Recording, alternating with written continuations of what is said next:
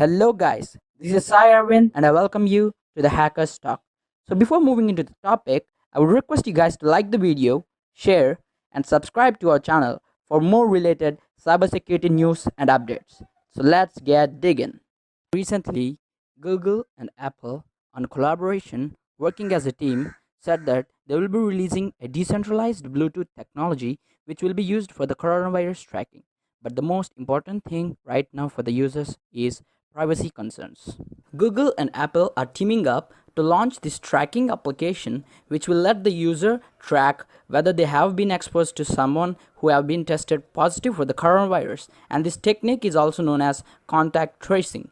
The way this decentralized technology using Bluetooth works is any Android or iOS user who opted for the service is given an anonymous identifier beacon which will be transmitted to the other Bluetooth technology devices in the nearby area. And when the second person is in the contact with the first person, their phone will start exchanging the beacons, and later if any person get diagnosed, then the diagnosed person can enter the test details using a compatible app given by the government like Arogya Setu.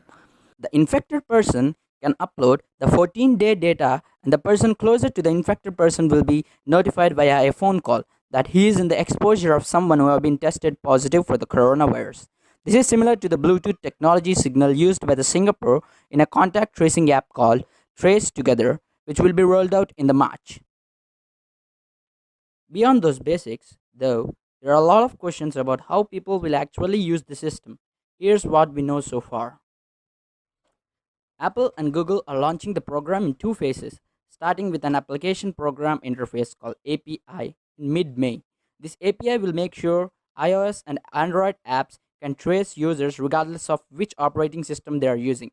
But it will be restricted to the official apps released by the public health authorities on the iOS App Store and Google Play Store. During the first phase, you'll need one of these apps to participate in the program. We don't know who's working with the Apple and Google right now or what the apps will look like. It seems likely that they'll be interoperable in some way.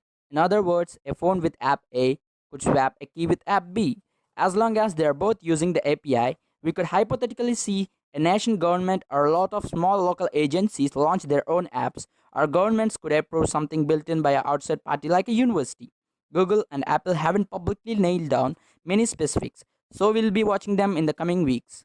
No matter what the apps look like, you'll have to be proactively add them to your phone, which will almost certainly reduce how many people use them. But in the months after they launch, Google and Apple will be working on more permanent solution. The technology will be rolled out in two phases. One, application programming interface, yet to be released in May, and second phase will be the operating system, where the users choose to opt in. The OS is a robust one, where the users can choose whether they can opt in and enable interaction, and also can upload the data through health service apps that are presently running by the government and health agencies, said Apple and Google in a Friday statement. Both Google and Apple stressed out that they will be taking extra privacy precautions, and also said that this Bluetooth technology of contact tracing is opt-in only and also requires explicit user consent. Privacy concerns regarding the contact tracing.